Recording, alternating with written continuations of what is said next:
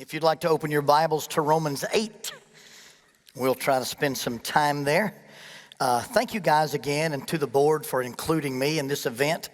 It is such a humbling thing to be asked to teach anywhere, and it is exceedingly humbling and honoring that I get to participate in this. And on behalf of the SWAT guys, we really appreciate the fact that we're included in this.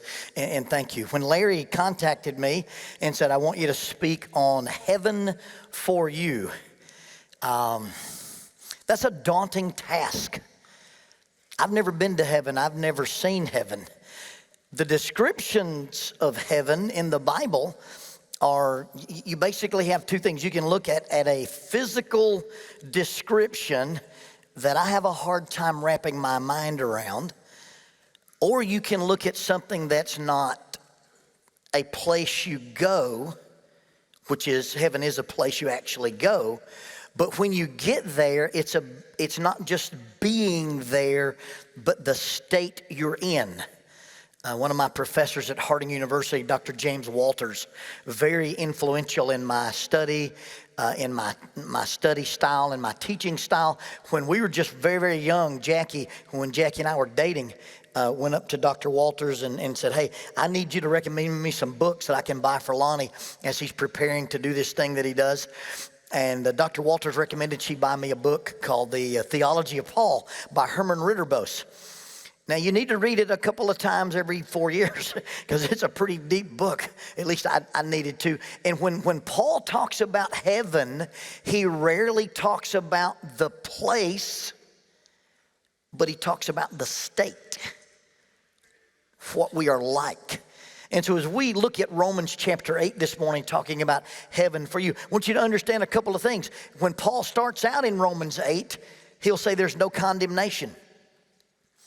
When Paul ends Romans chapter 8, he'll talk about no separation. So if nothing else, you understand that God prepared a place for us that when we get there, we will be free from any weakness, from any spiritual problem, from anything that would cause us to lose our standing with God. As Christians, we have no condemnation, and as Christians, we have no separation. And although Paul's not talking specifically about heaven there, we live in no condemnation. We're promised no separation. And when we get to heaven, we have that same promise. So Paul starts out with just the idea of no condemnation and no separation. And then listen to what he talks about when he describes heaven for you. Romans chapter 8, verse 9. But you are not in the flesh, but in the Spirit, if indeed the Spirit of God dwells in you. Now, if anyone does not have the Spirit of Christ, he is not his. And if Christ is in you, the body is dead because of sin, but the Spirit is life because of righteousness. But if the Spirit of him who raised Jesus from the dead dwells in you, he who raised Christ from the dead will also give life to your mortal bodies through his Spirit who dwells in you. Paul says this is what you look forward to. That because Jesus was raised from the dead, you'll be raised from the dead. When you think about living in heaven, you're going to transition from this physical life to a spiritual life. And in that spiritual life, the same power that raised Christ from the dead will give life to your body. You'll be resurrected from the dead, and so there's no separation, there's no condemnation. Therefore, we are debtors, verse 12, not to the flesh, to live according to the flesh. For if you live according to the flesh, you'll die. But if by the Spirit you put to death the deeds of the body, you will live. For as many as are led by the Spirit of God, these are the sons of God. For you did not receive the spirit of bondage again to fear, but you received the spirit of bondage of adoption, by whom we cry out, Abba, Father. In the Spirit bears witness with our spirit that we are children of God, and that if we are children of God, we are heirs. If we are heirs, then we are joint heirs with Christ, and if indeed we suffer with him, we may be also glorified together. Paul said, let me tell you about the state you're in when you're saved and redeemed and when you're raised. Because what happens is you stop living your life according to the flesh. This is such a small part of our life. And you got to put the focus away from the fleshly part of your life to the spiritual part of your life. And in the spiritual part of your life, you are raised, you put to death the deeds of the body, and then your relationship with God is not about fear. It's not about what God can do to you, but what God has done for you. And because of that understanding, our relationship with our Father changes to where when we look at our Father, our spirit, not the flesh part, but the spirit part, cries out to him and says, Abba, Father. Now you can read and people will say there's not a big deal about the word Abba. You read other folks and they make a big deal about this word Abba. It's probably the first word a little Aramaic child would say. Abba means dad. Dada, baba, Abba. That's what it is. And Paul is writing to a largely Greek audience. He's writing to Romans. And why is he using an Aramaic word? Well, we've adopted words into our language from other cultures because they have certain meanings. And I think that's what Paul's doing. He's letting these folks know that the relationship you have with God is revered and it's honored, but it's also familial. That heaven is a place where we have a relationship with God, and that relationship with God is based in awe and honor and respect, but we also have the ability to walk into God's presence and say, Abba. And our spirit cries, Abba, Father. And we are not just children, but because we are raised with Christ and we are children of Christ, if we are children, we are heirs, and if we are heirs of God, then we are joint heirs with Christ. Your status in heaven is an adopted son, an adopted child who has full access to all the glories of the Father. Adoption was more special in the Roman culture than it is in our culture. We often hear people talk about their adopted children and they qualify. We have adopted children and we love them as, in the Roman culture, adopted children were more valuable than the other children because the adopted children were the children you chose. You went shopping for them. See, if I'm a Roman soldier, if I'm a Roman senator, and I want to pass my legacy on, when I adopt a son, my title, my power, my honor, my glory, and my legacy goes on through. It was their only way to be immortal. But if I don't have a son and I die, then all those things get dissipated, they get farmed out. But literally, these guys would go out and find a grown man and say, based on the way you conducted yourself in the military, or based on the way you conduct yourself in civil affairs, I want you to have my legacy, and I will formally adopt you, and you will carry on my name. And that adopted son became an heir to everything that this guy had. And heaven for us is not only do we get to raise from the dead and there's no separation and there's no condemnation, we are heirs of God. Now, there are people who've written about levels of reward and levels of punishment. Don't send me any emails. Nobody in hell will be more comfortable than somebody else. And nobody in heaven will be less happy than anybody else. But if you are an heir of God, you have the same status as Christ does in heaven.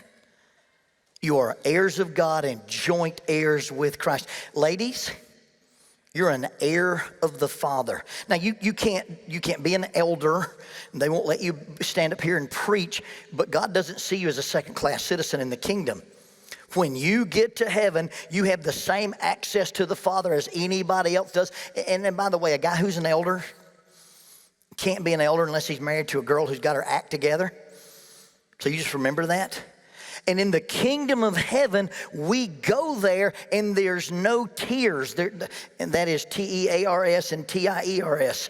There's no different levels. There's no tears in heaven. You're a son of God. You're a daughter of God. You're a child of God. And we all have equal access to the Father. And because we are these adopted children and we're heirs and we're joint heirs with Christ, And if indeed we suffer with him, we will also be glorified together. And this word glorified is going to be a string that you pull through the rest of this chapter. Because when he talks about heaven and he talks about justification, and he talks about glorification, that's one of the big things about heaven.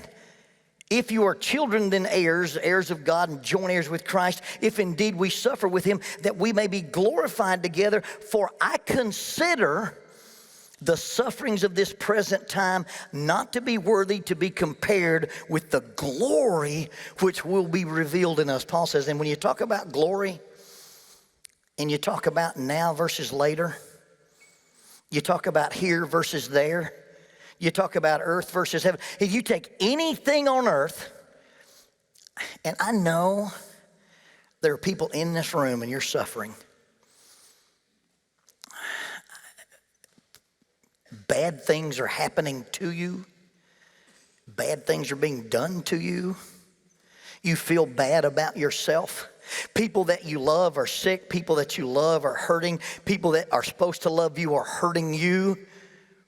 And Paul says, if you can take this heaven focus and you can understand that the things that are happening to us here really aren't worth being compared to the glory that will be there, that give you some hope.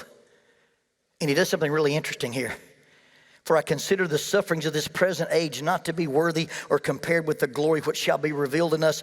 For the earnest expectation of the creation eagerly awaits for the revealing of the sons of God. For the creation was subjected to futility, not willingly, but because of him who subjected it in hope. Because the creation itself also will be delivered from the bondage of corruption into the glorious liberty of the children of God. For we know the whole creation groans and labors with birth pangs together until now.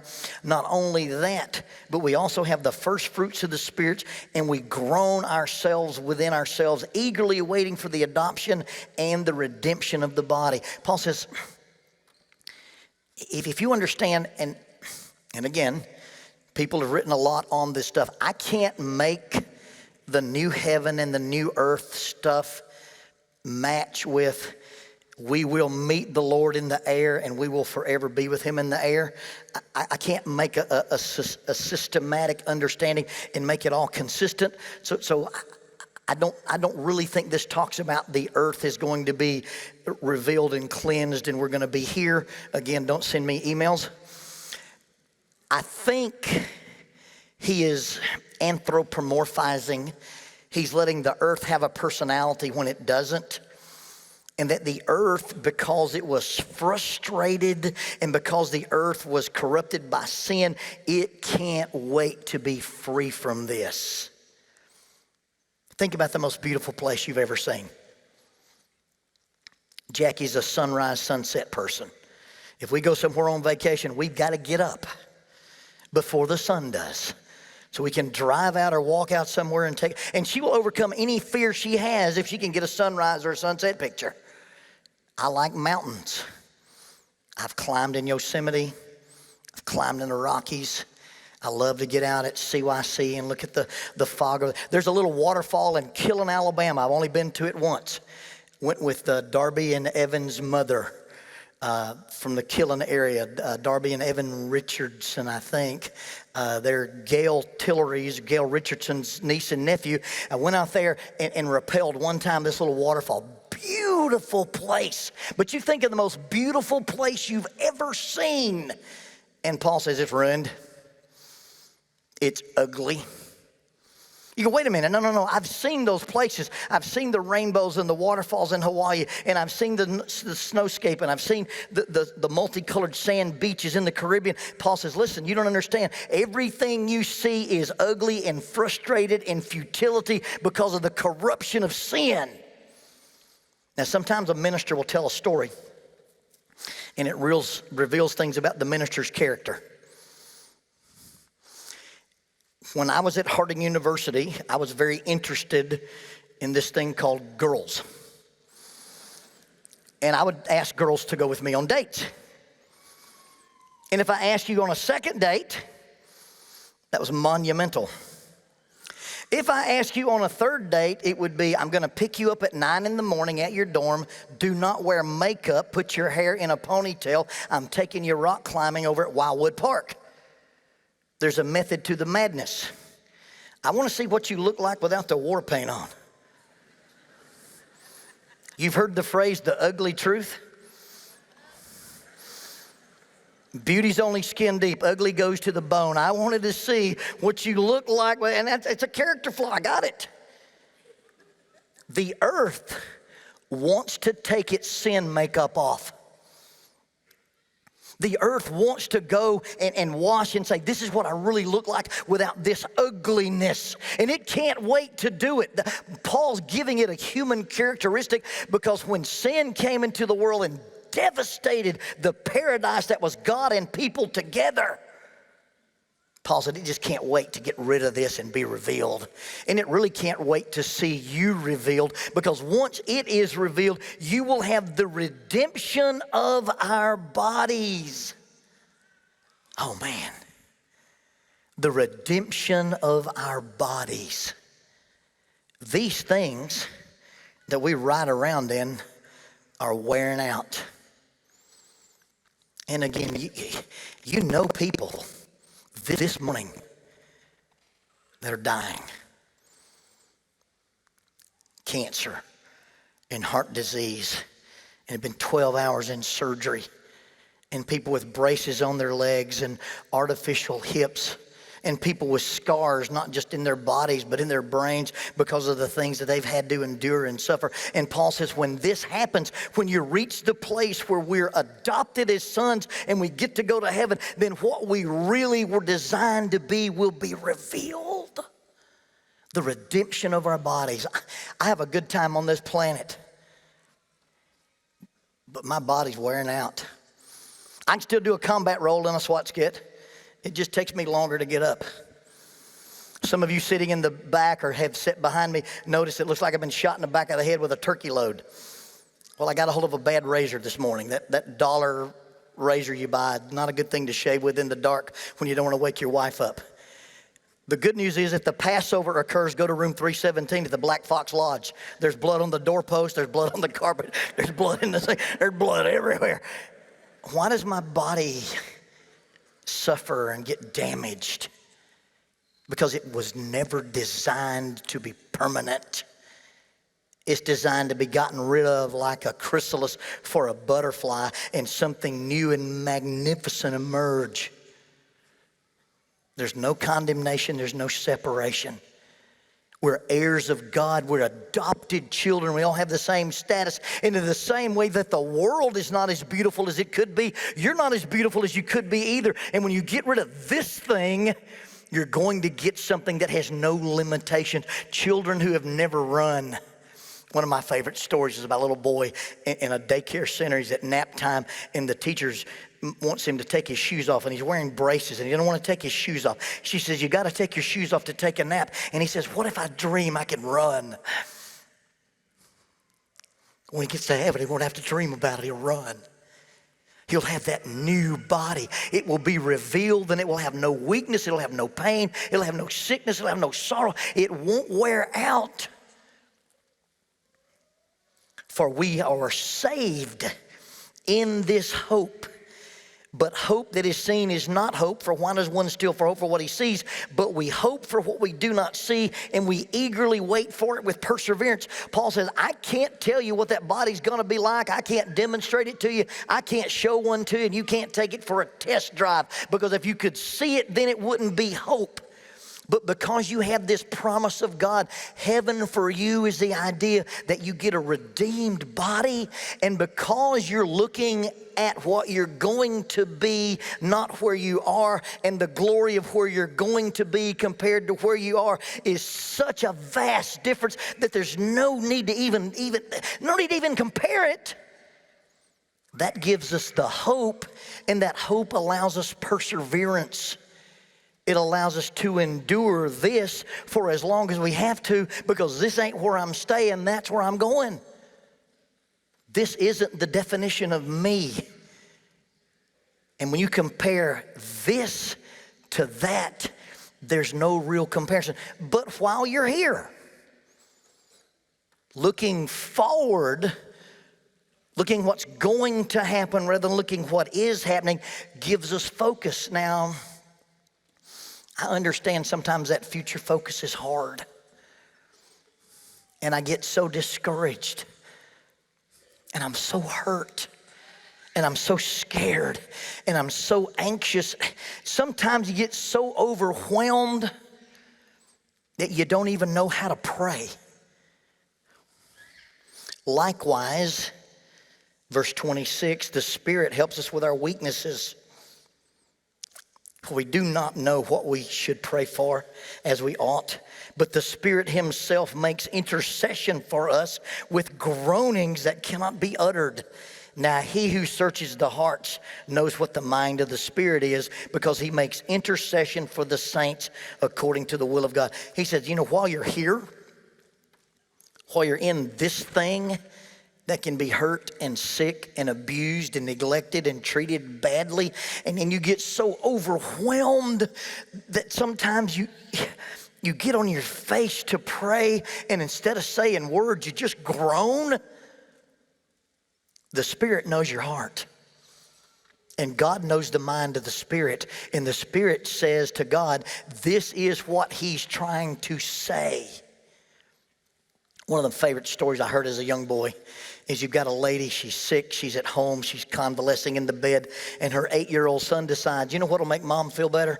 Mom will feel better if mom has some flowers. And so he goes out in the yard. And if you've ever seen a little boy pick flowers, they pick everything that's shiny. They pick everything that's bright.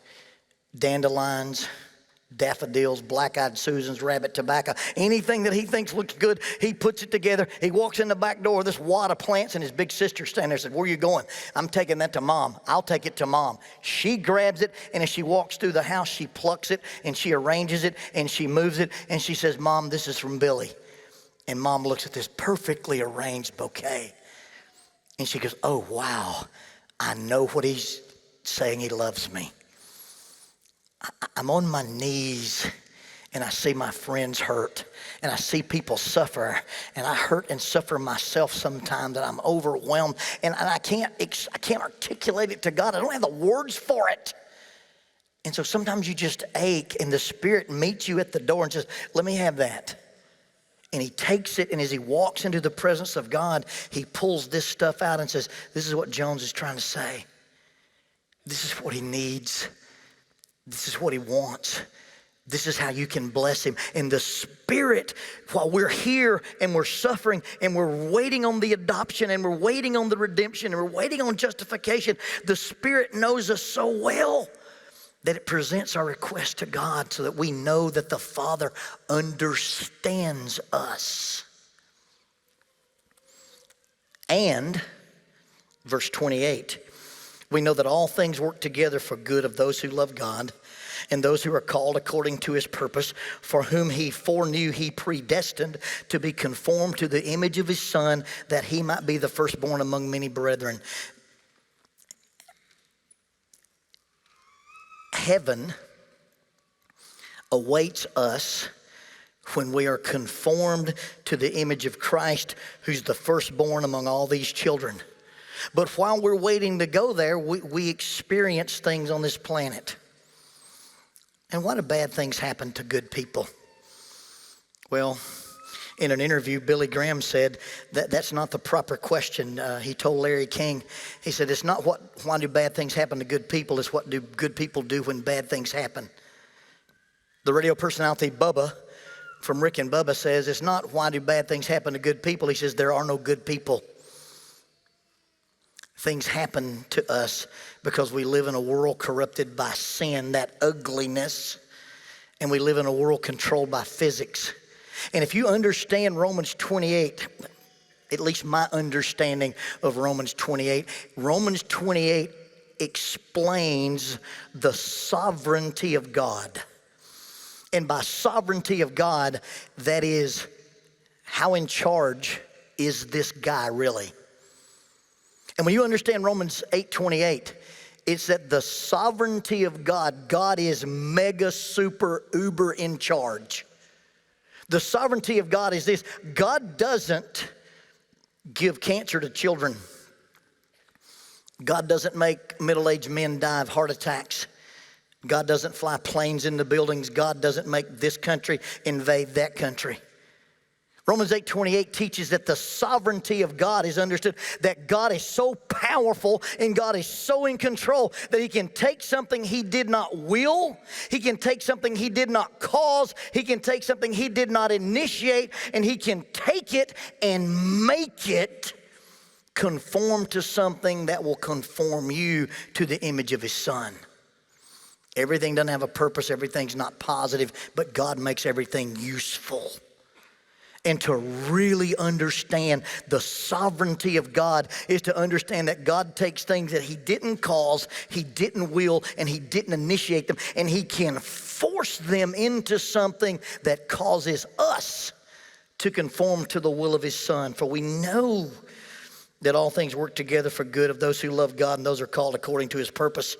For whom he foreknow, he predestined to conform to the image of his Son, that he might be the firstborn among the brethren. And those he predestined, he also called. And those he called, he justified. And those he justified, he glorified. Now, when you hear the term predestined, every time you read the term predestined in the New Testament, hear the word predetermined.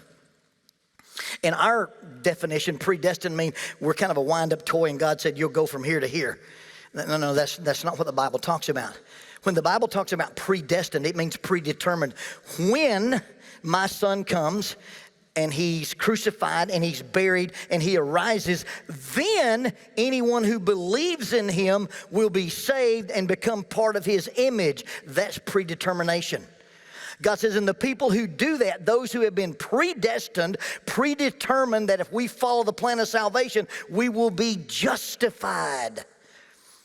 And justified simply means we'll be in a right standing with God. When you get to heaven, you don't have to be cautious. You don't have to be ashamed. You approach God because you're in a right standing. It's not that God's bending the rules. It's not that God's saying, well, I'm not going to count. It's that God says your need for redemption was taken care of by the plan of salvation, and you don't have to be apologetic. You can approach me at any level, Abba, Father. And those he predestined, he justified.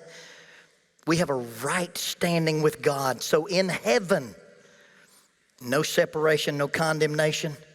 We are adopted, we are heirs, we are understood, we are loved, we are justified. And remember I said there was a thread that went through this? And we are also glorified. Because when we are justified, the ugliness of sin is gone. The weakness of our mortal bodies is gone. And so we stand in the presence of God and in the presence of each other, and we don't wear a mask, and we don't have to play games, and there's no drama, and we're this gigantic spiritual unity that lives with God. And the things of the past, the things of this earth, the suffering are inconsequential. I was teaching at the police academy. One of the things I teach at the police academy is crisis intervention. I do de-escalation training for police officers. In fact, Wednesday and Thursday before I came to CYC, I was teaching that to the federal marshals. But I was at the police academy teaching de-escalation, and my classroom is here. There's a hallway, and there was a classroom full of cadets. And I knew we had some bright, shiny new cadets over there. And I heard wailing and gnashing of teeth. I heard these high-pitched screams coming out of that classroom, and it sounded like the banshees were in there running around. So we take a break. I walk outside. Training advisor Jordan Boyer walks outside. I said, Boyer, what are you doing to those kids? He said, we're tasing them. Cool. He said, have you ever been tased? No, I've never been tased. He goes, would you like to come inside and show them how an adult gets tased? What does it require? Well, you come in, we'll put a guy on each side of you that holds your arms. A guy will stand behind you. He'll say, spotters ready. They'll say, spotters ready. He'll go, taser, taser, taser, and he shoots 2 darts into you. I hate bees. I don't like to be bee stung. If a bear walked in this room, I'd grab me a teenager and beat the bear with the kid. I would fight the bear. If bees start rolling into this room, I'm gone. Don't get in my way. You can't fight bees. I don't want to be stung. He goes, but we sting you with the bees, and then you get 50,000 volts of electricity. And it lasts 5 seconds. I said, sure. So I go inside. He said, you may want to take your shirt off. I said, why should I take my shirt off? He said, we'll give you another shirt, but these darts are big enough, they'll poke holes in your shirt. So now we're talking Chernobyl bees that are going to be stinging me. So then they said, now what we do is once we zap you and they start leaning you forward, somebody will whisper a color in your ear. And if you can tell us the color, then you've kind of maintained some of your self-control. So I'm standing there and these two muscled up kids are holding me. Spotter's ready, taser. Wham! Oh man. And it locked me up. There was nothing I can do. I was powerless. I was helpless. They leaned me forward. Some kid got in my ear and said, magenta. My color's not magenta. And as long as he held the trigger, I was riding the lightning. And then when he turned the trigger loose, I popped up and walked out of the room.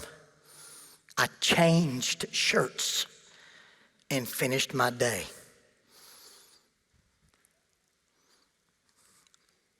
Five seconds.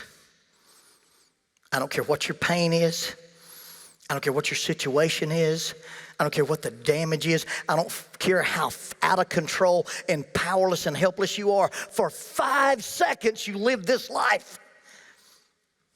And then they lay you down. And then you rise up. And you change. And you live the rest of your life. You know how many 5 seconds I've lived since October? You know how many 5 seconds I will live after October? And why would I let that 5 seconds determine my worth or who I am or my power or anything else? Because once you experience the pain, it's real. We're not saying it's not. The pain is intense, but what Paul is saying, the pain is intense and it's brief, and they lay you down and then you rise up and you're changed, and you rise up and you fall down not because of the taser, but because you're in the presence of God. And I will arise and fall to my knees, and I'll be there for 100 million billion 5 seconds. And the glory of there is not even worth comparing to the misery of here. This morning, heaven is for you. Once you obey the Savior, remember it's 5 seconds.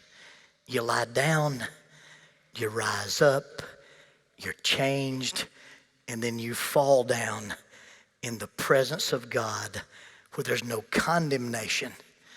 And there's never any separation. Won't you join me going there this morning while we stand, while we sing?